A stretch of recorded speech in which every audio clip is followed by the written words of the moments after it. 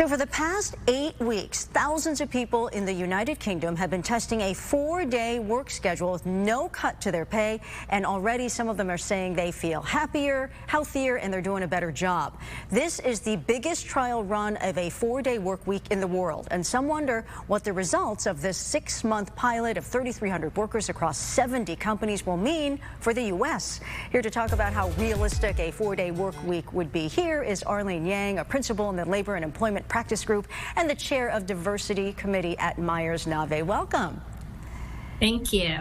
So a California congressman, as you know, has introduced a bill that would reduce the standard 40-hour work week to 32 hours. Just how likely do you think that or something like that would pass?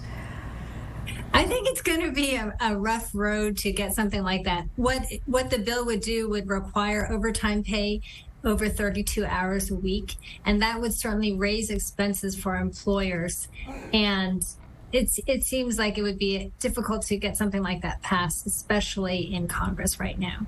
Okay, so if we can't do it legislatively, maybe we can do it, piecemeal. Which of the benefits would you say, because there are a number, to employees or employers that would convince companies to go along with it?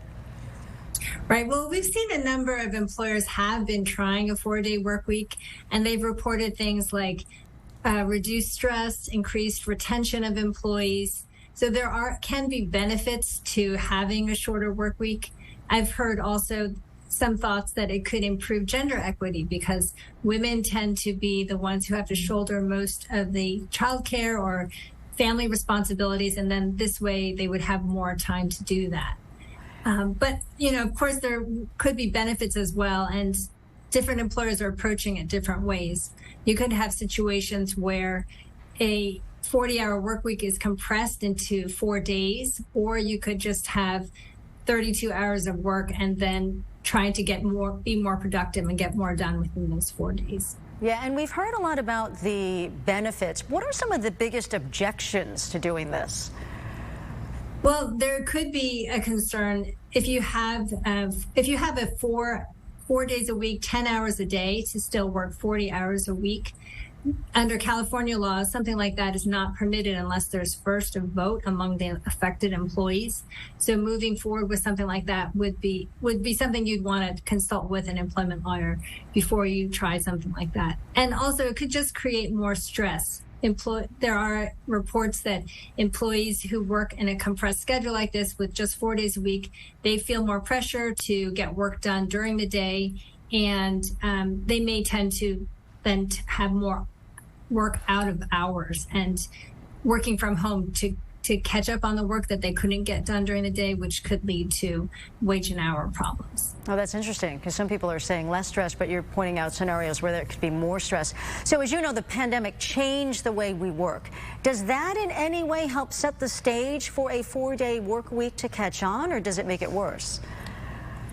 Well, I think with the possibilities of remote work, it has helped employers to see the possibility of changing the way we work and the schedules that we work. And so I think that this is something that's going to continue to be discussed. There was California state bill that was proposed with the same 32-hour work week. So we may see this happening again.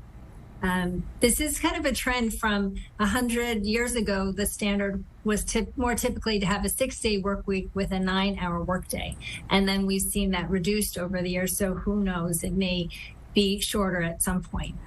And now, this obviously is not a new concept. Do you feel like there's some momentum building behind it at this point, or do you feel like it could be a long time before we really see this taking hold? I think, well, from the employer perspective and the employers that I work with, I think having the idea that you would be required to pay overtime after 32 hours would be really unwelcome, and it would certainly reduce expenses. It could have unintended consequences as well.